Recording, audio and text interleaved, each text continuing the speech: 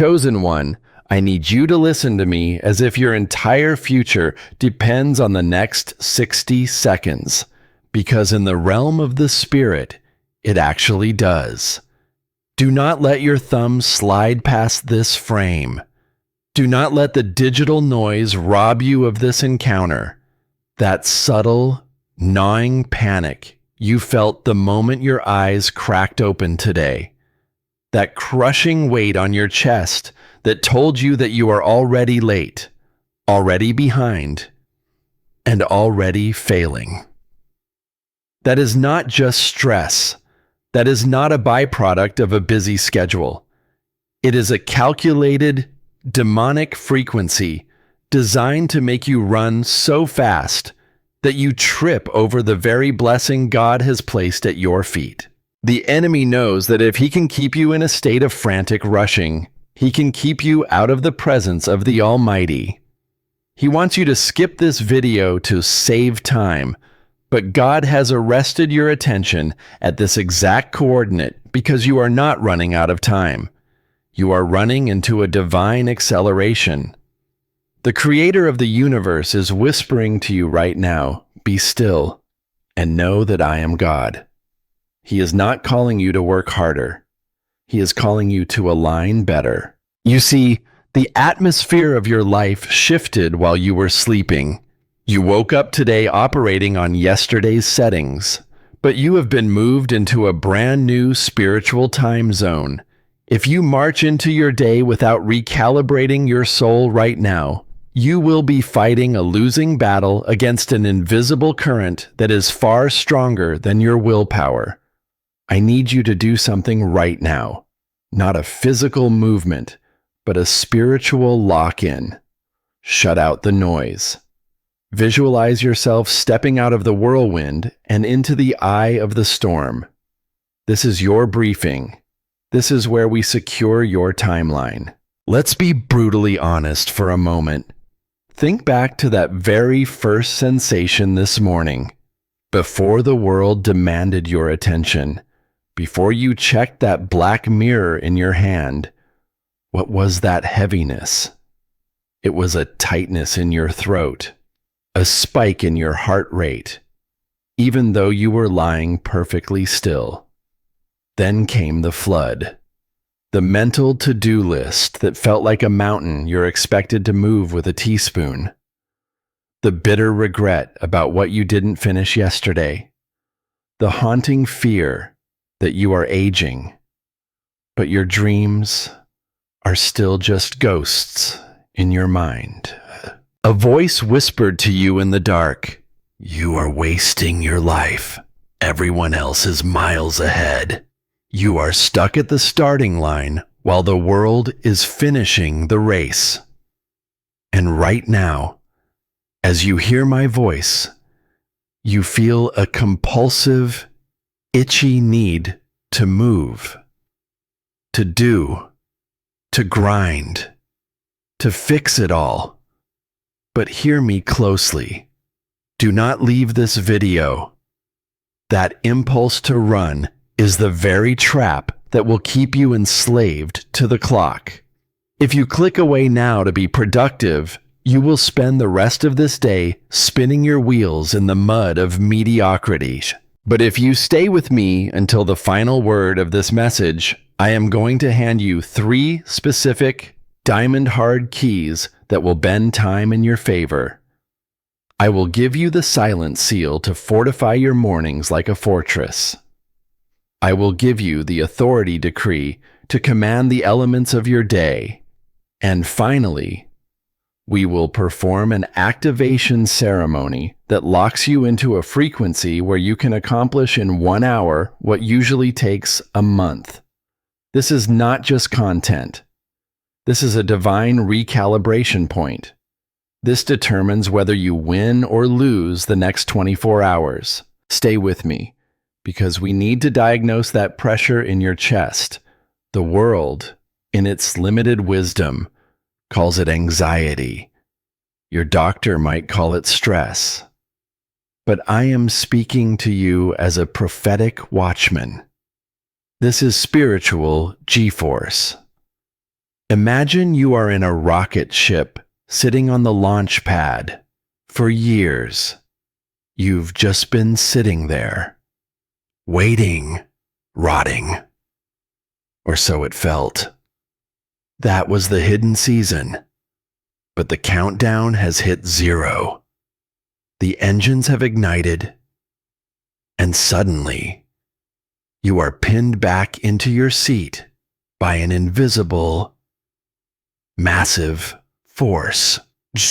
It's hard to breathe. Your heart is pounding. You think something is wrong, but the pilot knows better. The rocket is doing exactly what it was engineered to do. It is accelerating. You are feeling heavy not because you are failing or depressed, but because God is drastically increasing the velocity of your destiny. You are moving from a season of walking into a season of supersonic flight, and your human mind is struggling to process the sheer speed of where God is taking you. That panic you feel is simply your old, outdated operating system trying to process a new level of glory. Remember what the prophet Habakkuk went through. He stood on his watchtower, screaming at the heavens. Why is it taking so long? Why are you silent, Lord? He felt exactly what you feel, that time was a thief and God was missing the deadline. But the answer came, though it tarry, wait for it, because it will surely come. It will not tarry. Think about that contradiction. God said it might look like it's tarrying, but in reality, it will not tarry. This means there is a gap between your perception of time and God's execution of reality. In that gap, you feel the lateness. In that gap, the enemy plants the seeds of panic. But I am here to tell you that in the reality of the kingdom, everything is moving at the perfect speed. The vision is not late. You are not late. The pressure you feel is the tension of the slingshot being pulled back to its absolute limit right before the release that changes everything. The enemy wants you to misinterpret this tension as failure. He wants you to look at the calendar and think your window has closed. But if you hold your position, if you stay locked into this word, you will realize that the very thing that feels like it's breaking you is actually the thing that is about to launch you. We are about to dismantle the effort trap and show you how to step into the elevator of grace. Do not move. The shift is happening right now, and the best is yet to come as we transition into the deeper mechanics of your breakthrough. You need to understand the physics of the spirit if you are going to survive the speed of this new season. That weight in your lungs, that internal trembling, it is not a sign of collapse. It is the G-force of a destiny that has finally shifted into high gear. When a pilot enters a high-speed turn, the pressure doesn't come from an outside enemy. It comes from the sheer velocity of the movement. You have been praying for a breakthrough for years. You have been crying out for God to move. Well, He is moving now, and your flesh is simply terrified of the pace. The enemy's greatest trick is to get you to mislabel this acceleration as a heart attack or a nervous breakdown. He wants you to think you are dying when, in fact, you are finally coming alive. But here is where the danger lies when you misinterpret divine acceleration as being late. You fall into what I call the effort trap. This is the number one reason why chosen ones burn out just inches away from the finish line. The effort trap is built on a lie that says your value is tied to your speed. It whispers that if you are behind the world's schedule, the only solution is to run faster, work longer, and sleep less. It turns you into a machine. You lie awake at night doing the math of desperation. If I skip lunch, I gain 30 minutes. If I cut my sleep to 4 hours, I can answer more emails. If I multitask every waking second, maybe I can catch up. Listen to me. That is how slaves think. That is the mentality of a brickmaker in Egypt under the whip of Pharaoh. It is not how kings and priests operate in the kingdom of God. You are trying to solve a supernatural time warp with a physical to-do list, and it is killing your anointing. You are exhausting the very oil you need to light your lamp for the arrival of the bridegroom. You are treating yourself like an overclocked computer that is about to fry its motherboard. The effort trap tells you that you are responsible for the wind, but God says you are only responsible for the sail. You don't create the wind, you align with it. We need to talk about the flip, the fundamental shift that changes everything. The reason you feel like you are running out of time is not because you are too slow. It is because time itself is collapsing and reforming around you. In the realm of the spirit, we are entering a season of compressed timelines. God is doing a quick work. He is taking 20-year wilderness journeys and compressing them into 20-month turnarounds. He is taking decades of loss and turning them into days of sudden gain. This is the G-force environment. And in a high G-force environment, the worst thing you can possibly do is thrash around in a panic.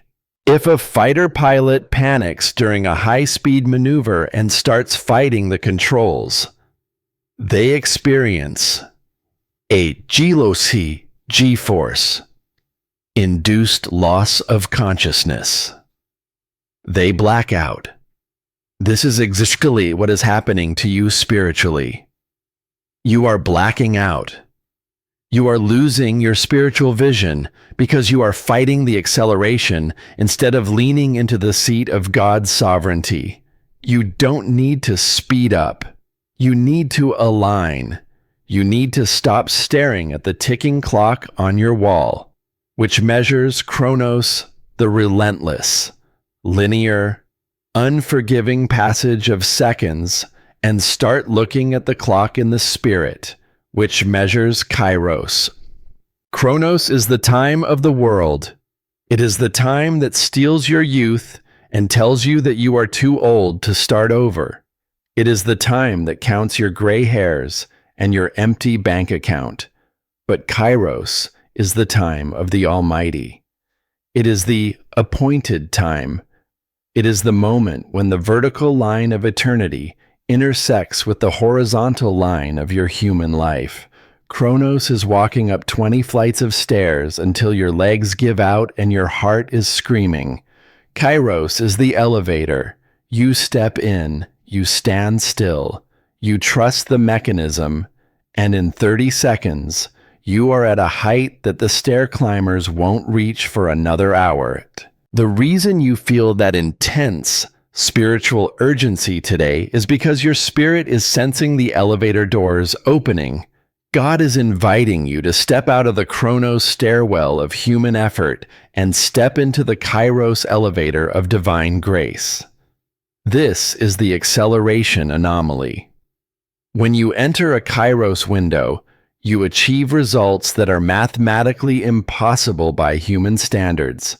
This is how a person who was broke at 39 becomes a millionaire at 40. This is how a person who was single for 20 years meets their spouse and is married within 6 months. They didn't work harder than everyone else. They simply hit a window of favor. The Apostle Paul gave us the master key to this in Ephesians 5:16 when he said, "Redeeming the time, because the days are evil." Most people think this is a verse about time management. They think it means you should buy a better planner or stop watching television. But the original Greek tells a much more powerful story. The word Paul used for redeem is exagorazo. It is a marketplace term. It literally means to go into the slave market and buy someone back. It means to rescue something that has been kidnapped and held for ransom. Paul is telling you that the days are evil, meaning the default flow of this world system is designed to kidnap your hours. The world is a thief. It wants to take your destiny and enslave it to distraction, fear, and meaningless, soul-crushing labor. Every notification, every unnecessary drama, every moment of comparison is a slave trader trying to steal your Kairos moment. So, when God tells you to redeem the time, He isn't telling you to be more productive. He is telling you to go into the slave market of this world and buy back your destiny. You are here to rescue your day from the grip of the enemy. And you cannot rescue your day if you are running around like a panicked servant. You can only rescue it if you step into the market with the authority of a master, a buyer, a son of the king. You don't ask for your time back, you command it. But before you can command the day, you must secure your own internal fortress. You cannot fight for the territory of your future if your home base is currently being flooded by the enemy's noise. This is why we are moving into the most practical and most resisted part of this briefing, to stop the panic and start the purchase. You must apply the first framework, the silent seal. This is the weapon that stabilizes you against the G-force.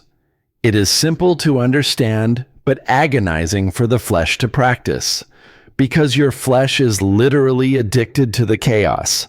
Your ego feels important when it is busy, but your spirit only grows powerful when it is still. Think about your current morning routine. What is the very first physical action you take after your eyes open? For most of you, your hand instinctively reaches out to that nightstand. You grab that phone before you even say thank you to the one who gave you breath. And in that split second, you have surrendered your coordinates. The moment that blue light hits your retina, you are flooding your sanctuary with the world's agenda. You check the news and you invite fear. You check social media and you invite the demon of comparison. You check your email and you invite servitude to the demands of other people.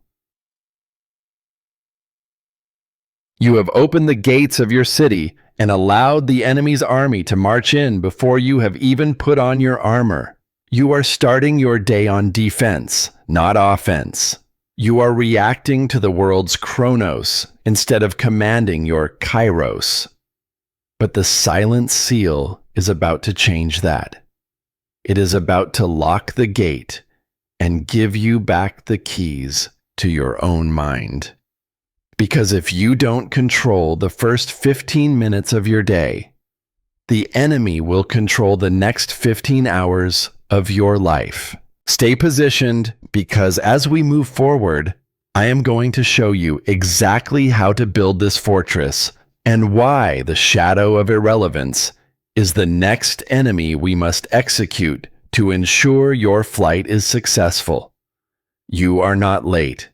You are being prepared for a launch that the world will not be able to ignore. We have to confront the shadow that follows you into the quiet places, even if you apply the silent seal, even if you put down the phone. There is a voice that waits for the silence to scream. I call it the shadow of irrelevance. It is that cold, hollow feeling in the pit of your stomach that whispers you are a late bloomer in a world that only worships the young and the fast. It is the voice that points at your high school friends who already have the white picket fence, the corporate title, and the picture-perfect family. While you are still struggling to pay rent or waiting for a ministry that feels like it's stuck in the womb, the enemy loves to drag your shadow of irrelevance into the light of your consciousness. He wants you to compare your messy chapter 1 with someone else's curated chapter 20. He wants you to believe that God has a limited number of assignments, and because you weren't in the room when they were handed out, you missed your window. He wants you to internalize the lie that your delay is a denial. But I am here as a prophetic voice to tell you that in the kingdom of heaven, there is no such thing as a late bloomer. There are only deep rooters. Though, look at the biological world God created. A blade of grass grows in a few days. It is fast, it is green, and it is easily seen. But the moment the heat of the sun intensifies or a foot stomps on it, it withers and dies. But look at the cedar of Lebanon. For the first few years of its life, it barely breaks the surface of the soil. While the grass is celebrating its early success, the cedar looks like a failure. It looks stagnant, but underground, it is doing something the grass can never do. It is anchoring itself into the bedrock. It is weaving a root system so deep and so intricate that it can withstand a Category 5 hurricane. You feel like you are running out of time because you have been in the dark for so long. You feel like you are wasting your years because you aren't trending yet. But God is saying, I am not growing grass in your life. I am growing a cedar. The reason your process is taking longer than theirs is because the weight of the glory I am about to pour into you would shatter a lesser vessel. If I had released you 5 years ago, your character wouldn't have been strong enough to hold your calling. Your obscurity was your protection.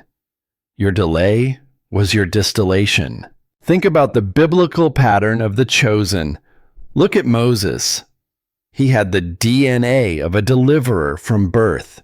He was royalty. He was educated, but he spent 40 years in the backside of a desert watching sheep that didn't even belong to him. 40 years of silence. 40 years of being a nobody while his people were screaming in chains. Was God's watch broken? Was Moses behind schedule? No. He was being cured.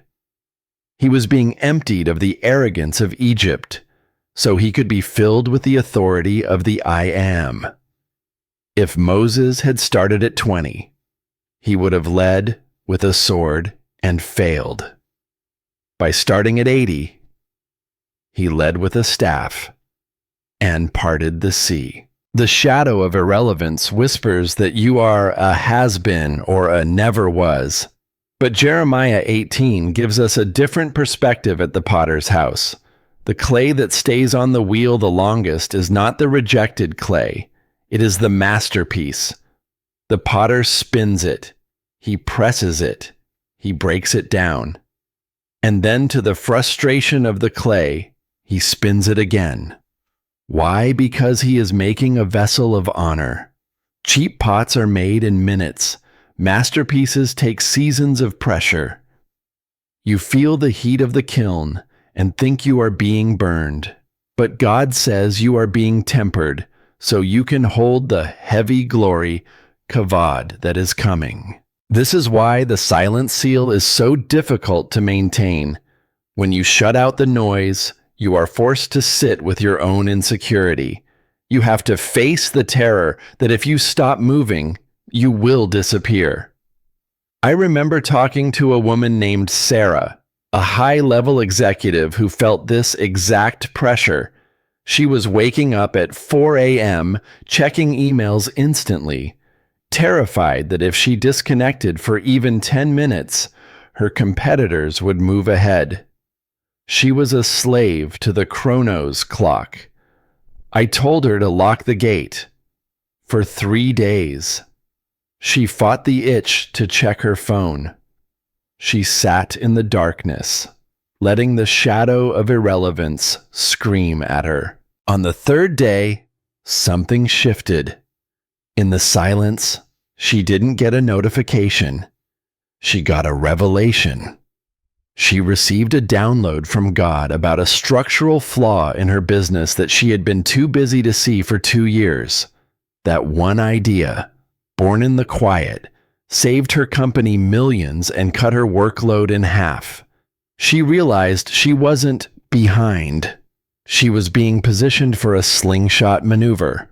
Physics dictates that the further back the elastic is pulled, the faster and further the projectile flies. You are in the pullback phase. Do not mistake the tension for regression. The enemy wants you to despise your current coordinates because if you hate where you are, you won't be ready for where you're going. He wants you to look at the clock and feel a fire of panic in your belly. But I want you to go into that feeling right now. Imagine you are holding that dark stone of fear in your hands, the weight of the years you think you've lost. Now, look at that stone through the lens of Shalam, the divine restitutions. In the world's economy, a lost year is a zero. It's gone. But in God's economy, He doesn't just give back what was taken. He pays interest on the theft. Joel 2:25 says, I will restore to you the years that the locust has eaten. Notice it doesn't say He will give you new years. It says He will restore the old ones.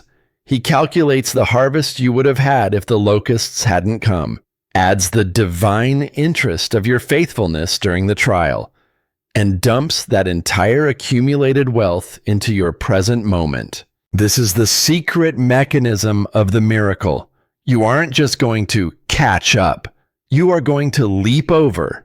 You are going to experience a decade's worth of progress in a single season of favor. The reason you feel the G-force today is because that massive, multi-year harvest is trying to fit into your current calendar. It's heavy. It's intense. But it is right on time. As we move forward, I'm going to reveal the 2 specific mental lies, the landmines that the enemy has hidden in your path to make you sabotage this launch. You've survived the silence. Now you must survive the mental battlefield, because the closer you get to the elevator, the louder the roaring lion becomes. But remember, a lion only roars when it's trying to keep you from the territory it knows you're about to take. You are dangerous, chosen one. Let's disarm the traps. Now that we have silenced the external noise and confronted the shadow of irrelevance, I need to reveal the secret mechanism behind this acceleration, because knowing you are ready is one thing, but understanding how time actually bends is another. There is a secret hidden in the ancient scriptures that explains how you can lose 20 years and get them all back in one single explosive day. Once you understand this concept, you will never look at a clock the same way again. It is the mechanics of the miracle, and I am going to give it to you right now. The secret mechanism is this. You have been looking at the wrong clock. You have been living your life by Chronos time. As we discussed, Chronos is sequential, tick-tock time. It is linear. It is logical, and it is absolutely unforgiving. In Chronos logic, if you lose 10 years, you are 10 years behind. Period. There is no recovery. This is the clock that is causing your panic. It's the clock that says, you're too old to start that business, or you've missed the window for that relationship. But listen to me. God does not wear a watch. He operates in Kairos time. Kairos is the vertical interruption of the horizontal timeline.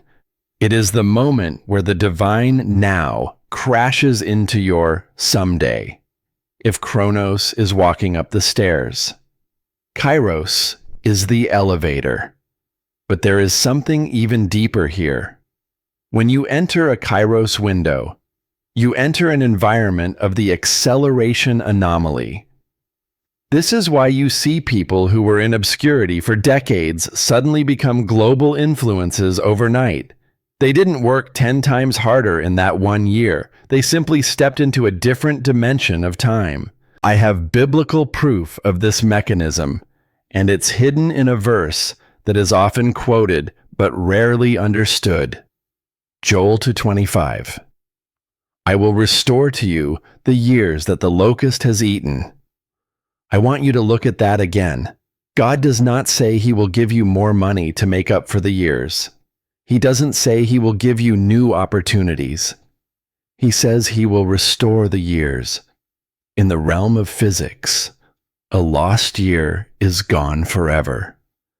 But in the realm of the Spirit, God can pack the productivity, the joy, and the harvest of a lost decade into a single month. The Hebrew word for restore here is shalom.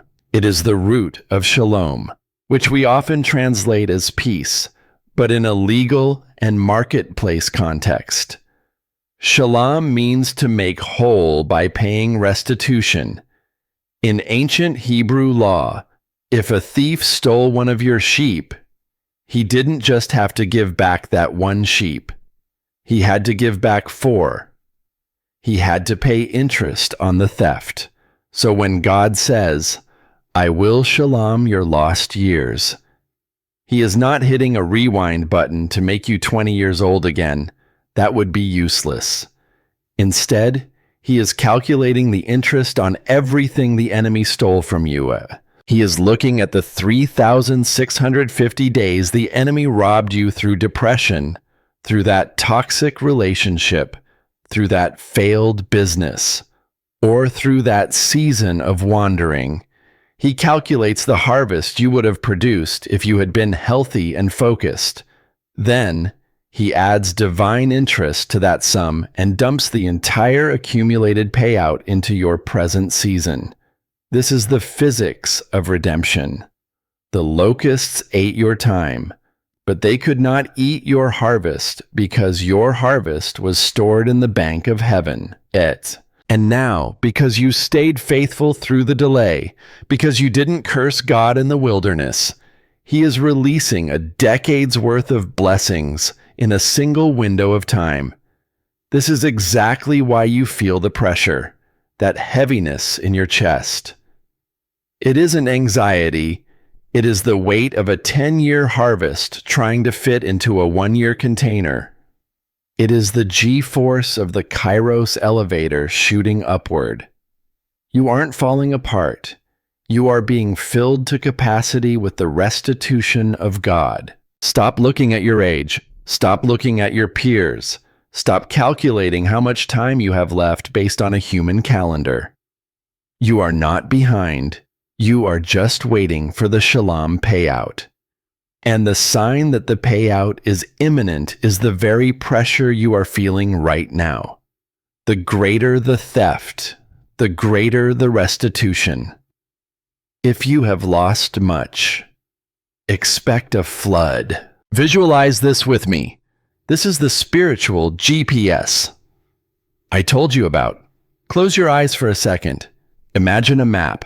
There is a blue dot that represents where you are right now, and there is a red X that represents your destiny. For years, you have been running frantically in circles trying to find the X. You thought speed was the answer. You thought if you ran fast enough, you would stumble upon your purpose. But in the realm of Kairos, speed is irrelevant. Alignment is everything. The enemy has tricked you into running circles around the X. He keeps you busy, so you never stand still. He keeps you distracted, so you never find the coordinates. But the portal to your acceleration, the door to the elevator, is located precisely on that red X. The urgency you feel today is God screaming at you to stop. Stop running. Stop striving. Stop trying to force doors open with your own shoulders. Simply stand on the X. Align your frequency with His. Because when you are aligned, you don't have to chase blessings. Blessings chase you. When you are on the X favor finds you. The reason God arrested you with this message is because you were drifting off the coordinates. The noise, the fear, the social media comparison, it was all pushing you off the X. And if you are not on the coordinates, the Kairos elevator cannot pick you up. It's like trying to board a plane at the wrong gate. You can be at the airport. You can have your ticket. You can be running as fast as you can. But if you're at gate A and the plane is at gate B, you're not going anywhere. You don't need more time. You need more alignment. You need to be so locked into God's presence that when the elevator door opens, you are standing right in front of it. But here is the problem, and this is the part that should make you very vigilant. The enemy knows about the Kairos elevator, too. He knows that if you step into it, you become untouchable. You become a threat to his kingdom. You become a time bender. So he hasn't just tried to distract you. He has mined the path to the elevator. He has set specific traps in your daily routine designed to detonate the moment you try to align. He knows that if he can trigger you emotionally in the first hour of your day, he can knock you off the X and make you miss the window for the next 24 hours. These traps don't look like demons with pitchforks. They look like normal life. They look like a dead battery in your car. They look like a passive-aggressive text from an ex. They look like your own reflection in the mirror, telling you that you're not enough. I need to show you exactly what these traps look like, because in the next few hours, you are going to walk right past them, and if you don't recognize them for what they are, you will step on a mine that will blow up your Kairos moment. We are moving from the strategy room to the battlefield. I am going to expose the landmines of the morning, and I am going to teach you how to disarm them with a single word. The enemy thinks he has you trapped in Chronos, but he's about to find out that you have the keys to the elevator. If you are ready to stop being a victim of the clock and start being a master of the moment, then prepare yourself. The briefing is getting intense. Go. We are about to secure your perimeter. Welcome to the battlefield of the first 60 minutes. The enemy knows that your destiny is tied to your coordinates, and if he can knock you just 1 degree off the X at 7 o'clock a.m., you will be 10 miles off course by midnight. He doesn't need to destroy your soul to win. He only needs to destroy your morning. He has deployed 3 specific high-explosive landmines in the first hour of your waking life. These traps are calculated spiritual assignments designed to trigger your flesh before your spirit can take command. We are going to expose them right now so they lose their power over you forever. The first landmine is the pillow heaviness. This is not your typical tiredness from a late night. You know the difference. This is a supernatural, localized gravity that seems to double the moment you realize you are awake. Your spirit wants to rise. You remember the mission. You remember the silent seal. But then, a wave of profound, suffocating lethargy hits you. Your limbs feel like lead, and your mind feels like it's wrapped in a thick fog. In that moment, the enemy whispers directly into your ear with a voice of false comfort.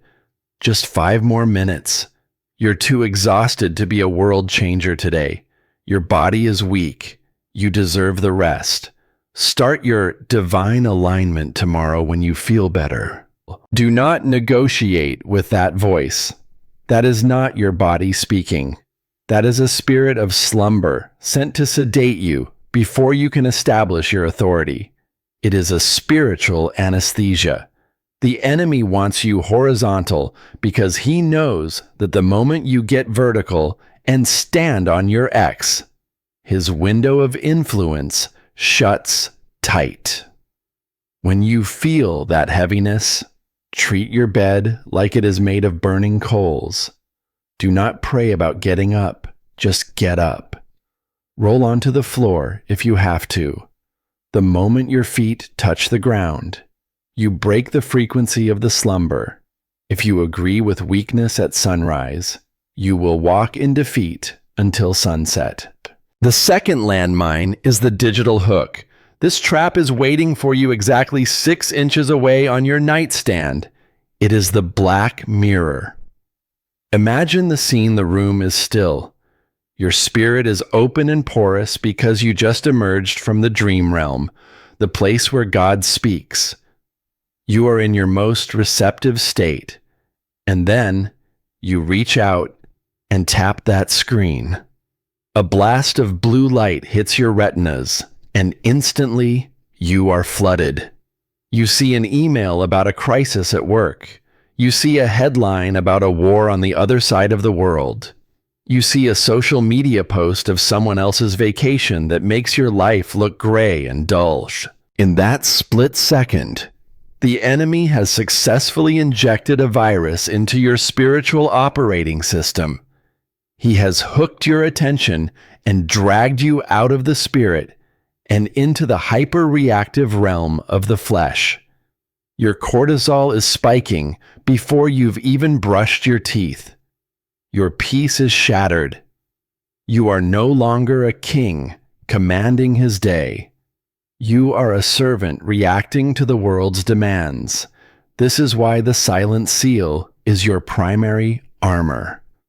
When you touch that phone before you touch God, you are handing the enemy the remote control to your nervous system. You are letting a stranger set the temperature of your soul. Break the hook. Keep the gate locked. The third landmine is sudden chaos. Have you ever noticed that on the days you decide to be most focused, everything goes wrong in the first 10 minutes? You spill the coffee on your clean shirt, the cat knocks over a glass, your child wakes up with a tantrum, your car keys have mysteriously vanished. You think this is just bad luck or a rough morning. It is not. It is a skirmish. It is a distraction flare, fired by the enemy to break your focus and provoke a reaction. He wants you to get angry. He wants you to curse the day. He wants you to say, everything is going wrong. Today is going to be a disaster. The moment you speak those words, you have signed a contract with the chaos. You have used your own tongue to curse your timeline. You have officially stepped off the X and into the enemy's territory. King David understood this warfare. In Psalm 5:3 he said, "In the morning, Lord, you hear my voice. In the morning I lay my requests before you and wait expectantly." The original Hebrew implies David would order his prayer like a soldier arranging weapons for a battle. He knew the morning wasn't for passive reflection, it was for strategic positioning.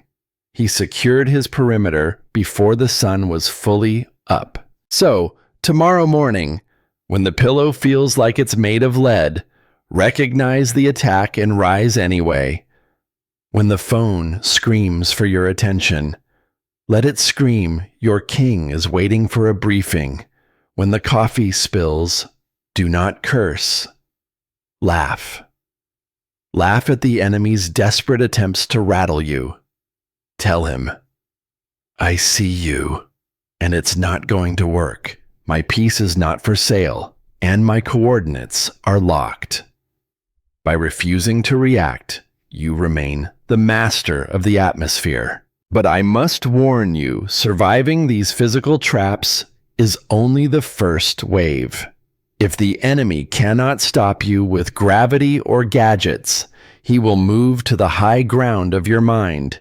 He will transition from external obstacles to internal accusations.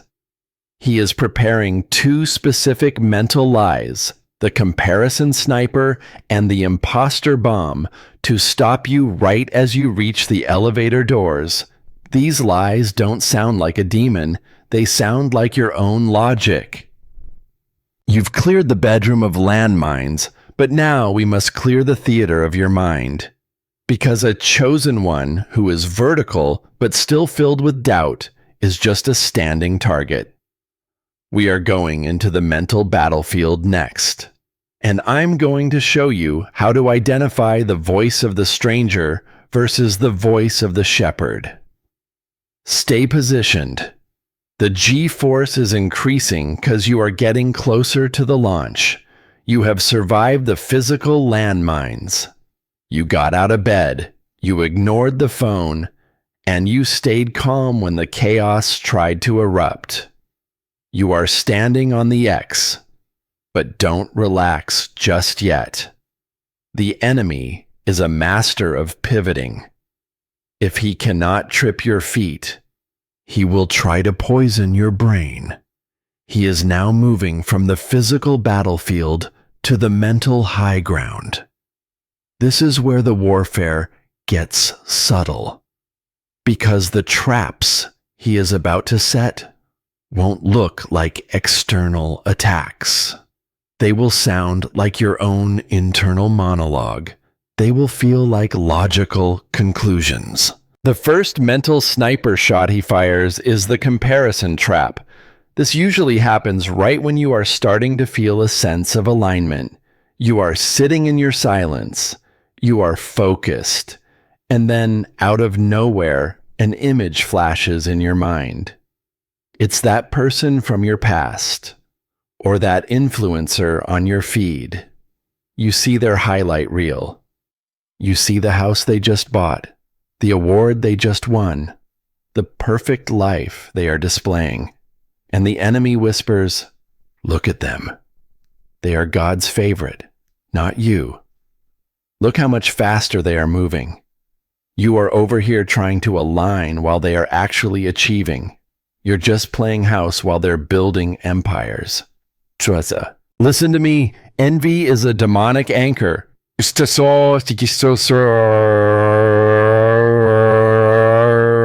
You cannot achieve supersonic flight in the spirit while you are dragging the weight of someone else's destiny. The enemy shows you their chapter 20 specifically to make you despise your chapter 1. He wants you to believe that the kingdom of God is a zero-sum game, that if they are winning, you must be losing.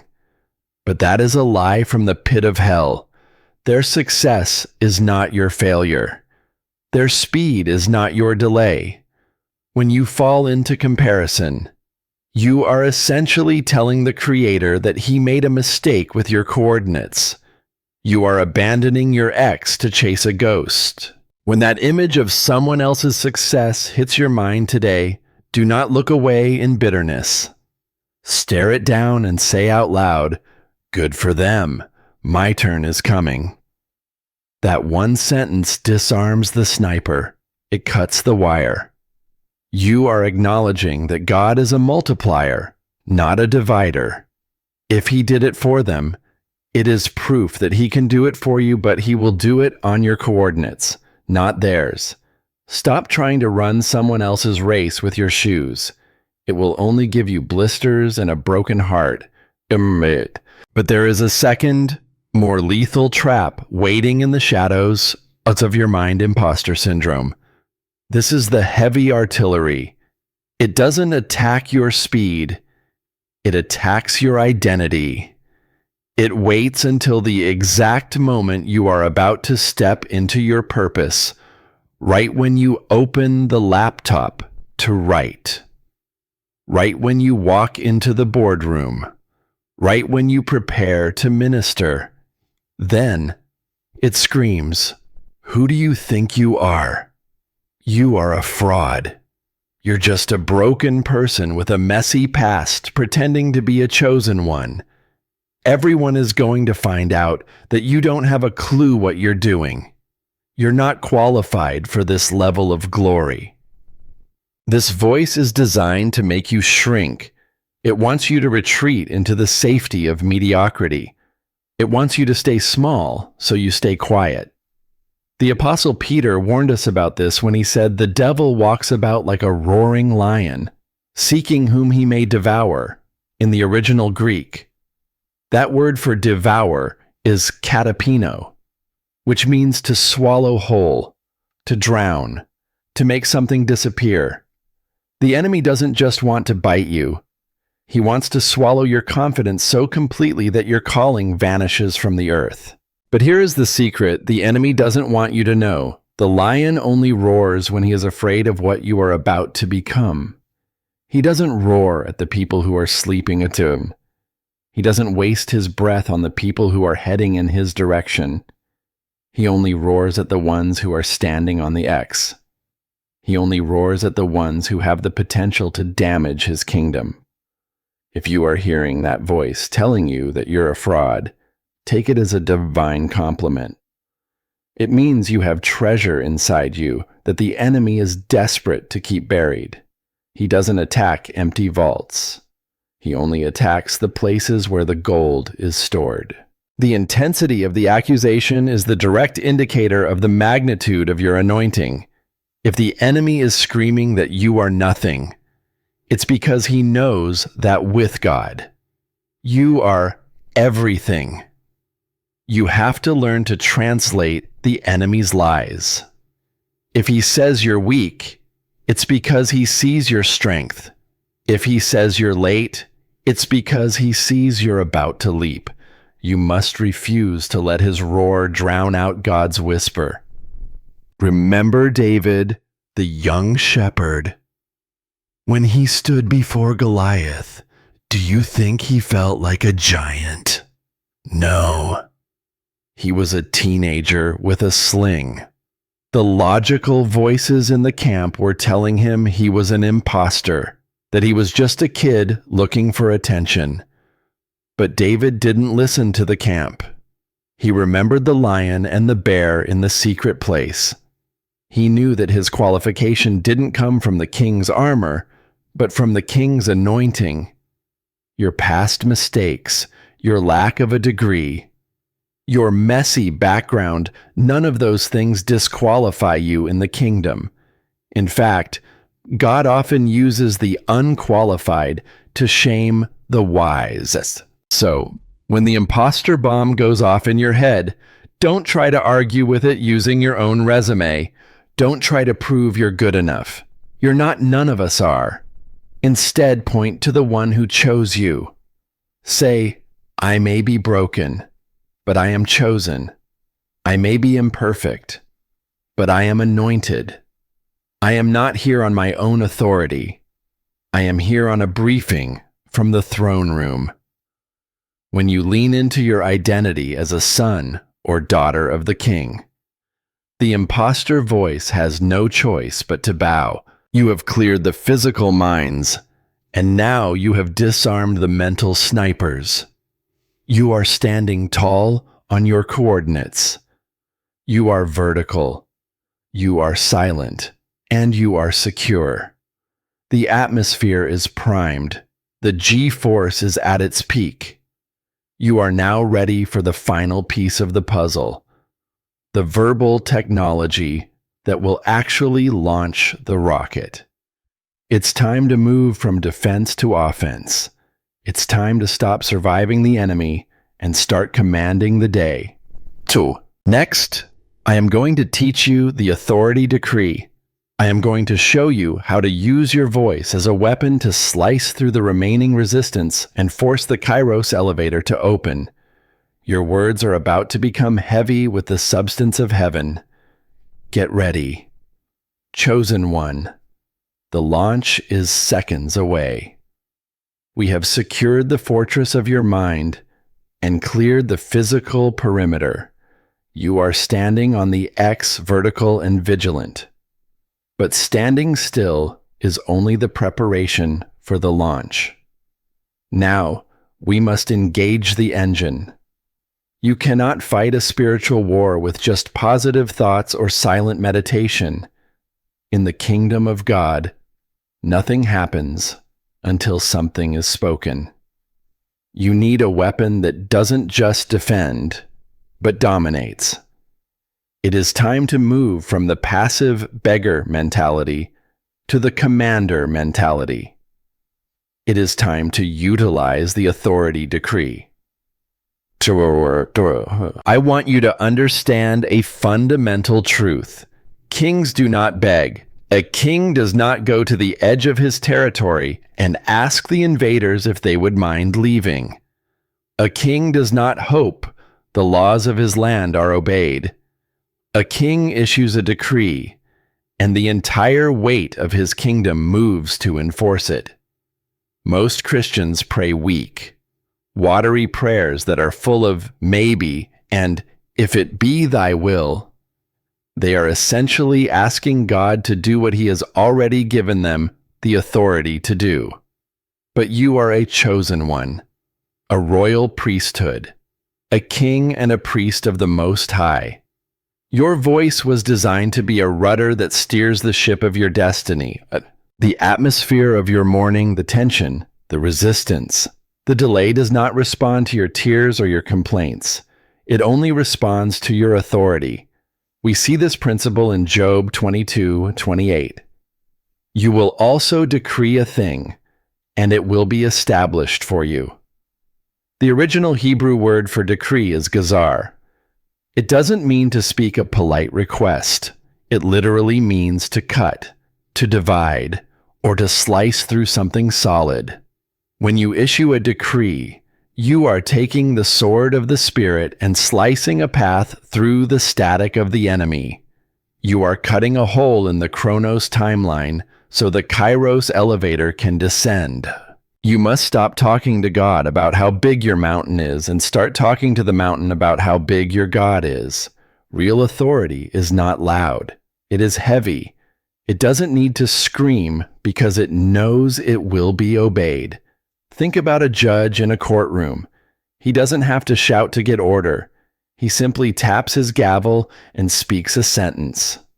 And the police, the prisons, and the entire legal system move into action. That is the kind of weight I want you to carry in your voice starting tomorrow morning. Let's practice this internal posture right now. Imagine you are standing at the very edge of your day. Ahead of you is a vast ocean of possibilities. But right now, the waves are choppy and the wind is against you. You feel the spray of stress hitting your face. In your spirit, I want you to see yourself holding a staff of authority. You are not going to ask the waves to calm down for you. You are going to command them to part. You are going to set the coordinates for the next 24 hours before you even take a single step. In your mind, or in a whisper if you can. I want you to say these words with a weight that shakes the floor of your soul. I command this morning to align with the sovereign will of the Father. I decree that every hidden trap and every demonic landmine set for my feet is dismantled right now. I speak to the spirit of confusion and I command peace. Be still, I declare that I am locked onto the coordinates of grace. Today, I do not chase, I attract. I do not strive, I receive. I command the doors of favor to swing wide before I even reach for the handle. Emerged. Do you feel that shift? That vibration in your spirit isn't just emotion, it is the geyser cutting through the resistance. You are shifting the frequency of your day from reaction to command. You are setting the temperature of the room before you walk into it. Most people walk into their office and wait to see what the vibe is. If the boss is angry, they get stressed. If the news is bad, they get depressed. They are like thermometers. They just reflect the temperature around them. But you are a thermostat. You are the one who sets the temperature. You are the one who decides that This is the day that the Lord has made, and I will rejoice and be glad in it. The reason the enemy has fought your voice so hard, the reason he has tried to drown you in imposter syndrome, is because he is terrified of your decree. He knows that when a chosen one discovers the power of their tongue, his reign of terror is over. He can handle your church attendance, he can handle your religious rituals, but he cannot handle your authority. When you speak the word of God with the conviction of a son, the demons don't just tremble, they flee. Tomorrow morning, the moment you apply the silent seal, follow it immediately with the authority decree. Don't wait for a feeling of power. Power follows the word. Speak it when you're still in the shower. Speak it while you're making your bed. Tell the atmosphere who is in charge. Tell the spirit of delay that its lease on your life has expired. Tell the shadow of irrelevance that you are a deep rooter and your season of surfacing has arrived. But I have to give you a final piece of tactical intelligence. Even with the decree, the enemy is a guerrilla fighter. If he can't stop your launch, he will try to ambush you on the way to your destination. He will wait for those high-stress moments in your afternoon to try and bait you back into the flesh, to be truly untouchable. You need a radar system. You need a way to see the trap before you step on it. You need the enemy scan. I'm going to teach you this 60-second prophetic technique next. It is the difference between being a victim of circumstances and being a master of the battlefield. You have the seal, you have the decree, and now we are going to give you the vision to see through the fog of war. You are almost there. Chosen one. The elevator is level with your floor. Let's secure the final steps. You are now armed. You have the silent seal to protect your base and the authority decree to clear your path. You are dangerous, but a dangerous soldier without reconnaissance is still vulnerable to an ambush. The enemy is a coward. He rarely attacks head-on when he knows you are prepared. Instead, he hides in the blind spots of your afternoon. He waits in the choke points of your schedule, where your energy is low and your guard is down, to guarantee that you reach the Kairos elevator without a single scratch. You need a radar system. You need the enemy scan. In the elite branches of the American military, before a unit moves an inch into new territory, they send out a reconnaissance team. They don't just hope for the best. They scan the terrain with thermal imaging and satellite data. They look for the high ground where a sniper might be lurking. They identify the narrow alleys where an IED might be buried. You must do the same with your next 12 hours. Most chosen ones get ambushed because they are spiritually reactive. They wait for the disaster to hit, and then spend all their energy trying to pray it away. But the enemy scan allows you to be proactive. It allows you to disable the bomb before you even step on the trigger. This technique takes less than 60 seconds, but it will save you 6 hours of frustration. Here is how we do it, and I want you to perform this scan with me right now. Close your eyes for a moment if you are in a safe place. I want you to pull up the mental blueprint of your day. Visualize the next 12 hours like a movie reel scrolling in front of you. See the commute. See the meetings. See the specific people you have to interact with.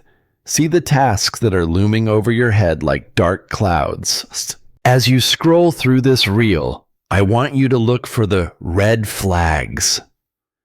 Don't look for the easy parts. Look for the tension. Is there a specific phone call you've been dreading? Is there a particular person at the office who always knows how to push your buttons and drain your oil? Is there a task that makes you feel small and incompetent? Stop right there. That is the sniper's nest. That is where the enemy is planning to set up his tripod. He isn't going to attack you during your morning coffee. He's waiting for that 2:00 p.m. meeting when you're tired and hungry to trigger your temper or your insecurity. Now that you have spotted the ambush, you have the tactical advantage. Isaiah 43:19, God says, "Behold, I will do a new thing. Now it shall spring forth. Shall you not know it?" That phrase, "shall you not know it," is a challenge to your perception. It implies that God is moving, but you might miss the move and step into a trap if you aren't paying attention. You must perceive the new thing, but you must also perceive the old trap. In your spirit, I want you to point your finger at that stressful moment you just identified in your schedule. I want you to pre-cancel the enemy's assignment.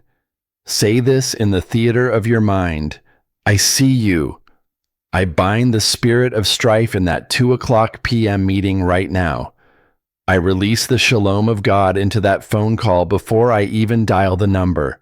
I declare that the trap is dismantled and the sniper is disarmed. When I reach that moment in time, I will not react in the flesh.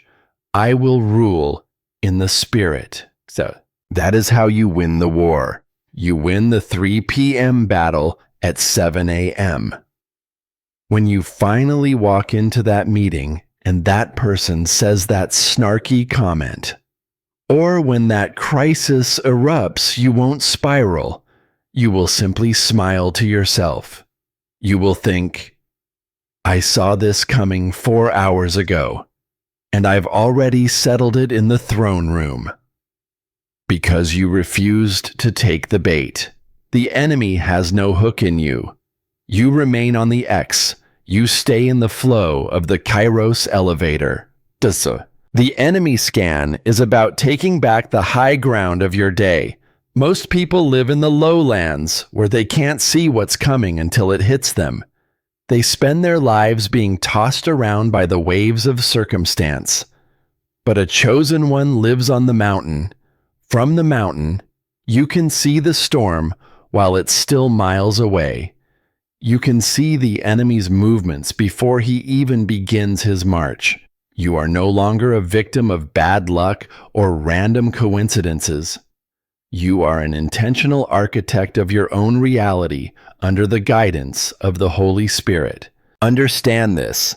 The enemy's entire strategy is based on the element of surprise. He relies on you being sleepy or distracted. But when you apply the silent seal, issue the authority decree, and run the enemy scan, you become his worst nightmare. You become an informed warrior. You are essentially telling the kingdom of darkness, you can't surprise me anymore. I know your playbook. I see your traps, and I am moving forward anyway. You are dangerous now, chosen one. You are no longer just a person with a dream. You are a person with a strategy. You have the protection, the power, and the vision.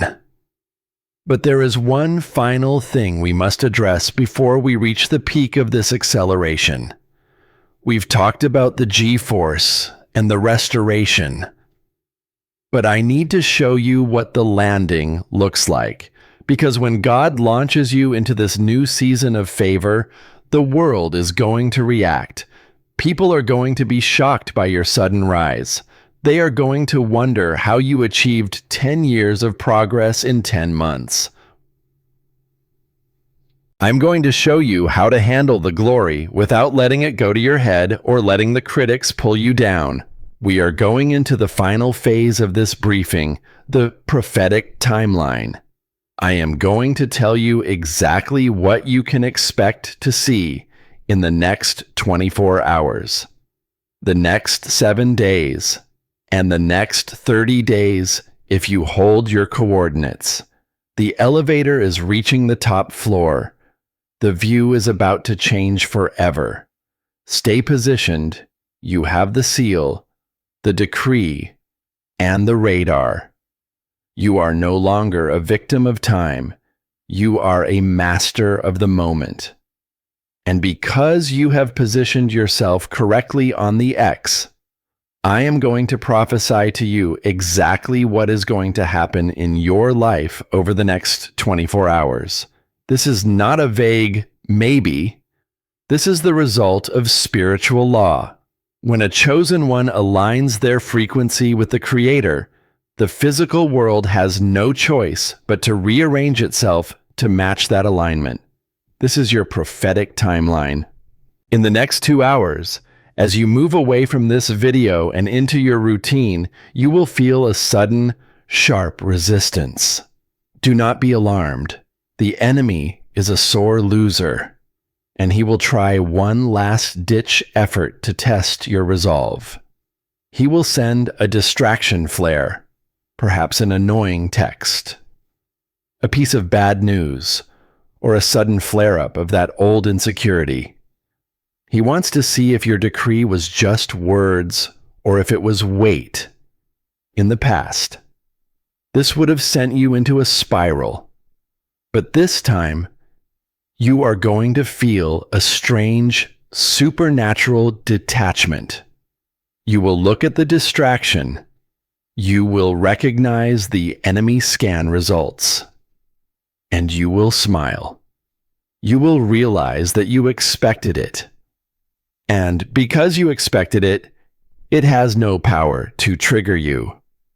You will breathe through the tension and remain on the X. By midday, you are going to enter what I call the dilated flow state. This is the first tangible sign of the Kairos elevator. You will sit down to handle a task that usually takes you 3 hours of grinding and hair pulling. But something will be different. Your mind will be sharp, like a laser cutting through steel. The brain fog that has plagued you for months will evaporate. Ideas will flow without resistance. You will look at the clock and realize that work which used to exhaust you has been finished in 45 minutes with superior quality. Time is literally bending for you. You will feel a sense of ease that you haven't felt in years. This is the easy yoke that Jesus promised.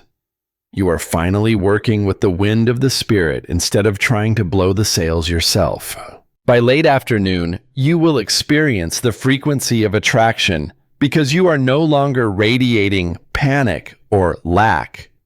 The world will start to respond to your authority. You might receive an unexpected phone call. It could be someone you haven't heard from in months, or a decision on a contract that was supposedly stuck in the system. Doors that were barred shut by the spirit of delay will suddenly swing open, not because you pushed them, but because your presence on the coordinates forced the lock to break. People will look at you differently. They will sense a weight on you, the kavod, the heavy glory. They will be drawn to your peace without knowing why. You are no longer chasing opportunities. Your alignment is making you a magnetic force. By tonight, when you finally lay your head on the pillow, you will notice a miraculous absence. That heavy, suffocating guilt of the wasted day will be gone. Usually, you go to sleep tallying your failures, feeling the fear of not enough burning in your gut. But tonight, you will feel a deep, supernatural satisfaction. You will feel the pleasure of God. You will realize that you didn't just survive the day, you conquered it. You will fall into a sleep that is deep and restorative because your spirit knows the battle has been won. You will wake up tomorrow not in a panic, but in a position of power. This 24-hour cycle is just the ignition phase. Over the next 7 days, this momentum will build. The Shalam Restoration will begin to manifest in your bank account, in your physical health, and in your relationships. You will see things that were lost years ago. Confidence, joy. Resources begin to drift back to you as if they are being pulled by an invisible tide. You are experiencing the slingshot effect. The further back you were pulled in that season of silence, the faster you are about to fly. People who knew you in your wilderness season won't even recognize you.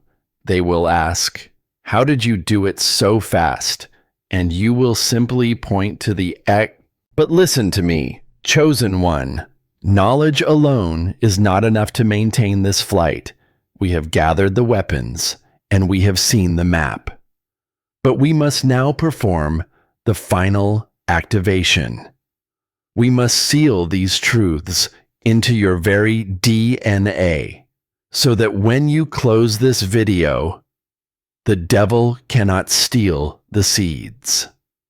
There is a frequency of the throne that needs to be locked into your spirit. The gates of the Kairos dimension are wide open right now. I can feel the atmosphere shifting through this screen. God is ready to stamp your passport for this new timeline. I need you to prepare your heart for the final sealing. We are moving out of the briefing and into the commissioning. If you are ready to be a time bender, if you are ready to stop being a slave to the clock and start being a master of the moment, then do not move. The final activation is about to begin. This is the point of no return. Once we seal this, the old you, the panicked, rushed, insecure that you will cease to exist. The deep rooter is about to surface. Sure, are you ready to lock in your victory? Are you ready to command the next chapter of your life with the authority of the King? The air is getting heavy. The glory is here. Let's finish this. We have reached the apex. The strategies are in your mind. The weapons are in your hands. And the map is burned into your spirit. But knowledge without activation is just a blueprint without a building. To move from the realm of information into the reality of transformation, we must perform the final activation. We are about to step out of time and into eternity. We are stepping onto the sea of glass before the throne of the I Am. I need you to focus every ounce of your being right now. The air around you is thickening. That is the weight of the kavod, the heavy glory of God. Father, in the mighty and matchless name of Yeshua, I bring this chosen one before you right now. You know their name. You counted every hair on their head while they were still in the womb. You saw the subtle panic that gripped them this morning, and you felt the pounding of their heart when they thought they were running out of time. You saw the weight of the stolen years pressing down on their chests like a mountain. They felt late. They felt forgotten. They felt like the door of destiny was slamming shut in their face. But you, O Lord, say otherwise. You say the door is not closing. It is revolving. You say they are not behind. They are being launched. Lord, I ask you to validate them right now with a physical sensation of your presence.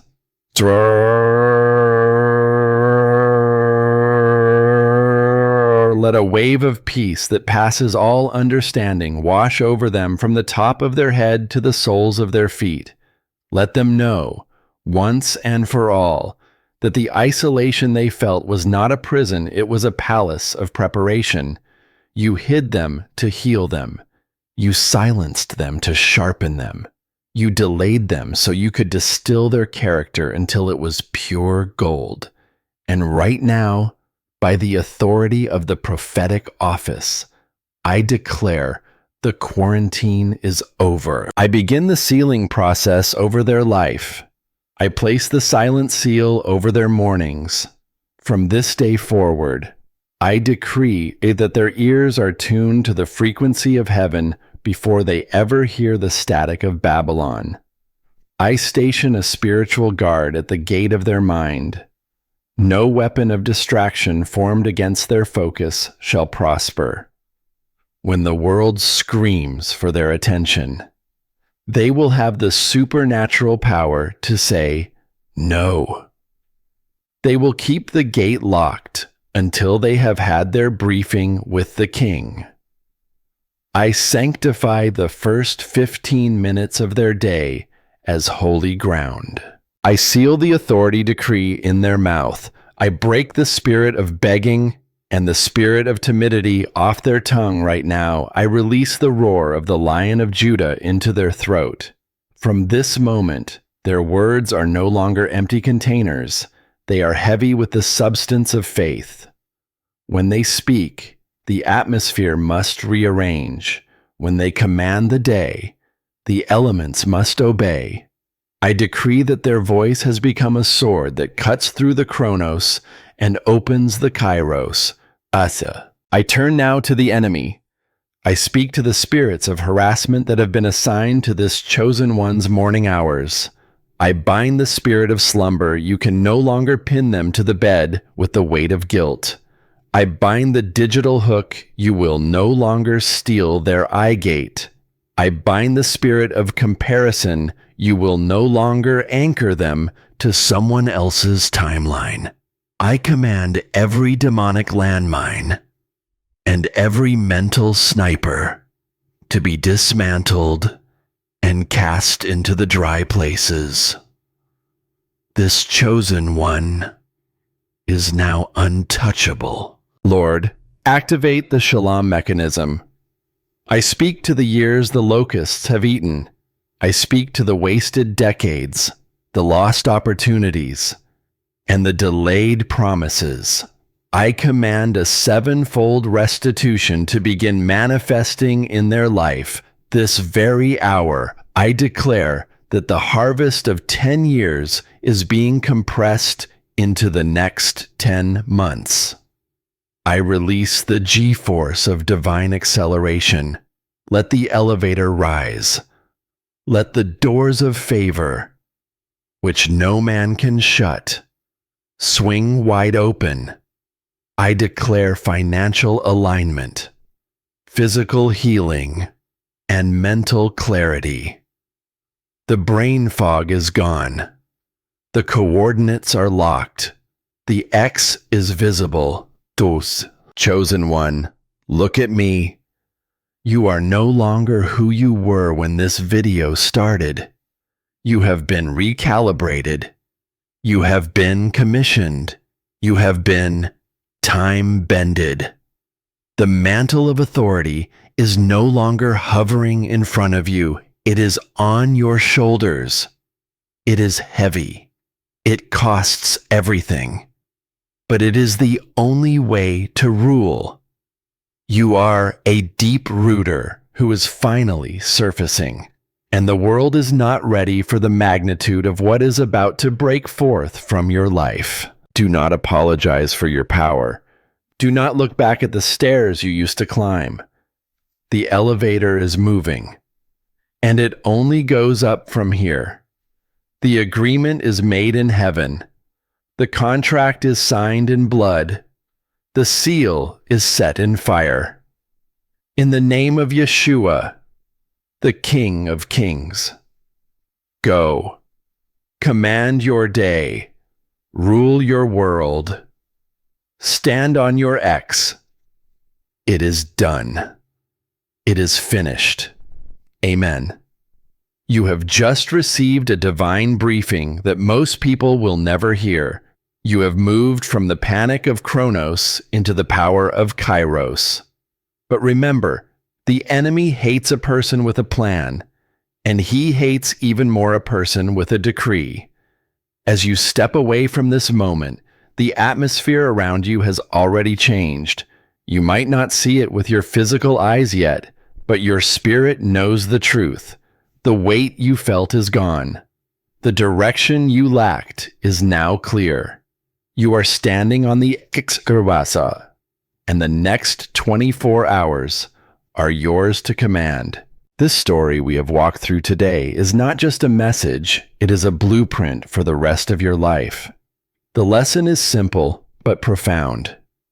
Your speed does not determine your success, your alignment does. You cannot outrun God's timing, and you cannot outwork the enemy's distractions in your own strength. You must become a master of the silence. You must become a commander of the morning. When you give God the first fruits of your time, He gives you the mastery over the rest of it. You were never late.